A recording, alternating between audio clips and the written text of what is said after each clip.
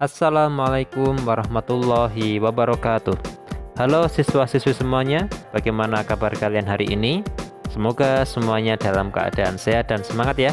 Kita berjumpa kembali dalam pembelajaran ilmu pengetahuan sosial. Dalam kesempatan kali ini kita akan belajar materi tentang perdagangan internasional atau perdagangan antar negara.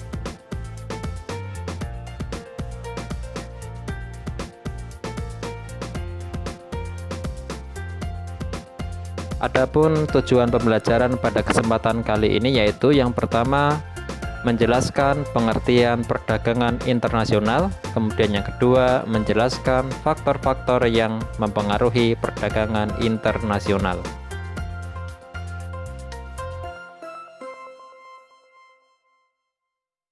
Siswa-siswi sekalian, jika kita memperhatikan lingkungan sekitar, kita akan melihat berbagai aktivitas manusia.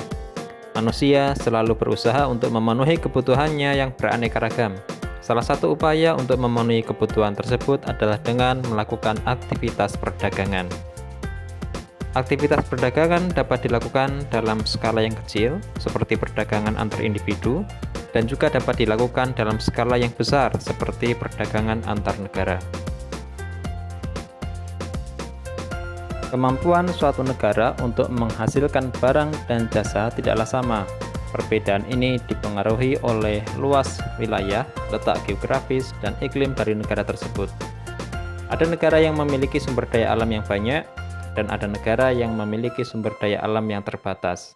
Perbedaan potensi tersebut dapat memunculkan kekurangan alat pemenuh kebutuhan di satu sisi, dan kelebihan suatu alat pemenuh kebutuhan pada sisi yang lain. Hal inilah yang mendorong terjadinya perdagangan antar negara. Perdagangan antar negara atau perdagangan internasional adalah proses pertukaran barang dan jasa antara dua negara atau lebih dengan tujuan mendapatkan keuntungan baik berupa laba atau terpenuhinya kebutuhan negara tersebut. Dalam perdagangan antar negara, terdapat arus barang keluar dan masuk suatu negara. Negara yang kelebihan barang akan mengirimkan barangnya ke negara lain. Aktivitas ini disebut dengan aktivitas ekspor.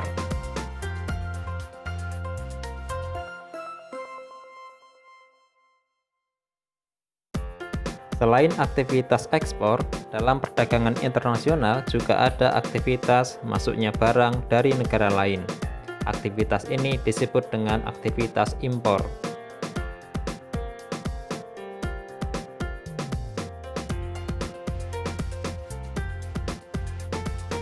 Perdagangan internasional atau perdagangan antar negara memiliki beberapa perbedaan karakteristik dengan perdagangan yang dilakukan di dalam suatu negara. Beberapa perbedaan tersebut antara lain: yang pertama, perdagangan dalam negeri dilakukan di dalam wilayah suatu negara, sedangkan perdagangan internasional dilakukan lintas wilayah antar negara.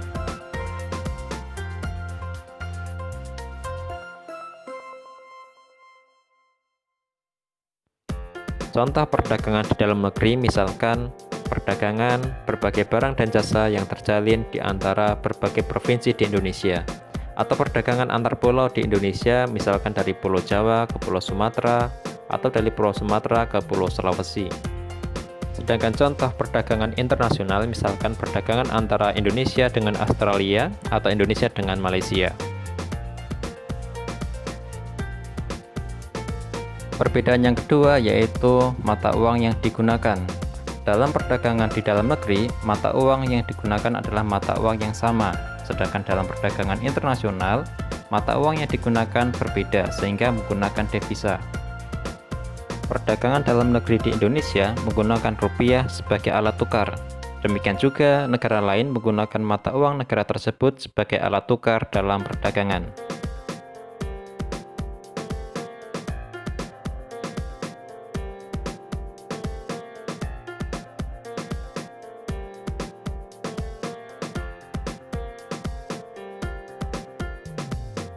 Perdagangan internasional menggunakan devisa atau mata uang yang disepakati sebagai alat transaksi. Misalkan mata uang dolar yang sering digunakan sebagai alat tukar internasional pada saat ini.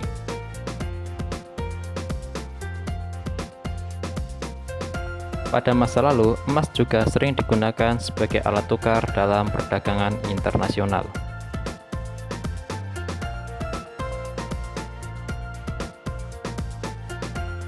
Perbedaan yang ketiga, perdagangan dalam negeri tidak dikenakan bea masuk, sedangkan dalam perdagangan internasional dikenakan bea masuk.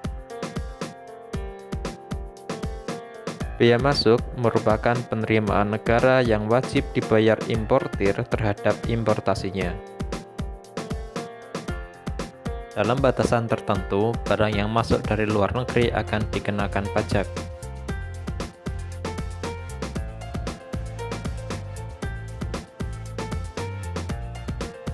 Perbedaan yang keempat terkait dengan kualitas barang. Dalam perdagangan dalam negeri, kualitas barang lebih bervariasi. Sedangkan dalam perdagangan internasional, kualitas suatu barang mengikuti standar internasional yang telah disepakati.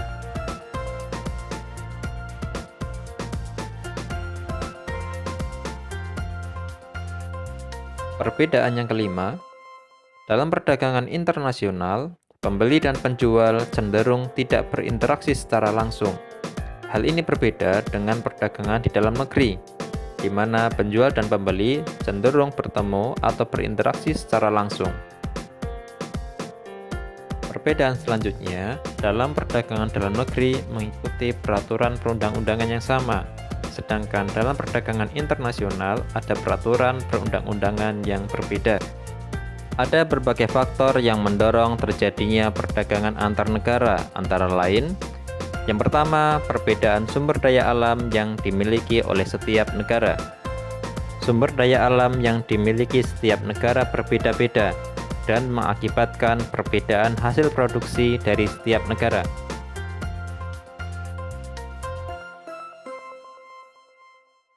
Sebagai contoh, negara Indonesia memiliki hutan yang sangat luas. Indonesia dapat menghasilkan berbagai produk yang bersumber dari hutan seperti kayu dan berbagai produk turunan kayu lainnya. Selain wilayah hutan, Indonesia juga memiliki wilayah laut yang sangat luas, yang menghasilkan berbagai jenis ikan dan hasil tangkapan laut lainnya.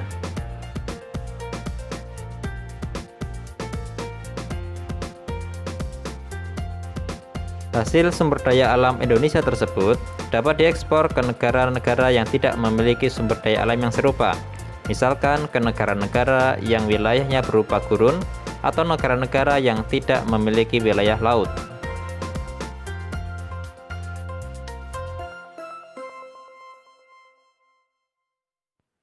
Demikian juga dengan sumber daya alam yang lainnya. Ada negara-negara yang memiliki potensi sumber daya alam berupa barang tambang, seperti minyak bumi dan gas alam yang sangat melimpah. Negara-negara tersebut dapat mengekspor minyak bumi dan gas alam tersebut ke negara-negara yang tidak memiliki sumber daya alam tersebut.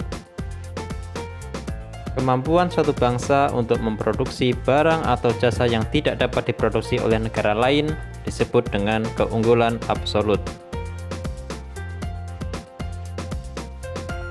Faktor yang kedua yaitu perbedaan tingkat kualitas sumber daya manusia di setiap negara.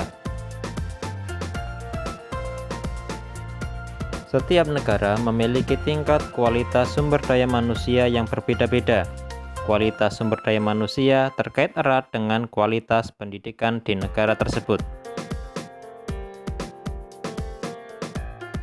Keberadaan sumber daya alam yang ada di suatu negara memerlukan daya dukung dari sumber daya manusianya. Suatu negara yang memiliki sumber daya manusia yang unggul akan dapat mengolah dan memanfaatkan sumber daya alam yang ada di negara tersebut.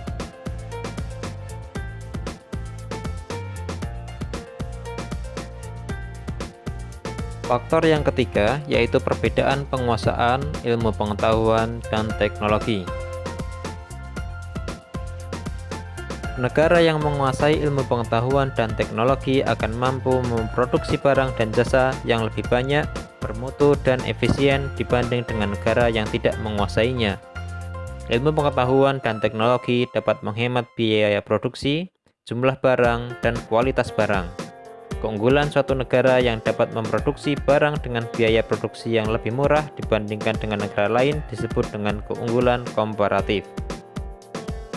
Faktor berikutnya yaitu perbedaan budaya suatu bangsa. Perbedaan budaya suatu negara akan sangat mempengaruhi barang yang dihasilkan. Misalnya, seni ukir dan batik dari Indonesia merupakan daya tarik tersendiri bagi negara lain untuk membeli barang tersebut.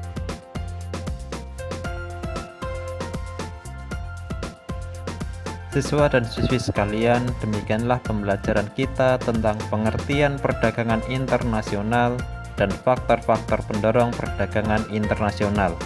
Alhamdulillah, sampai jumpa kembali dalam pembelajaran berikutnya. Wassalamualaikum warahmatullahi wabarakatuh.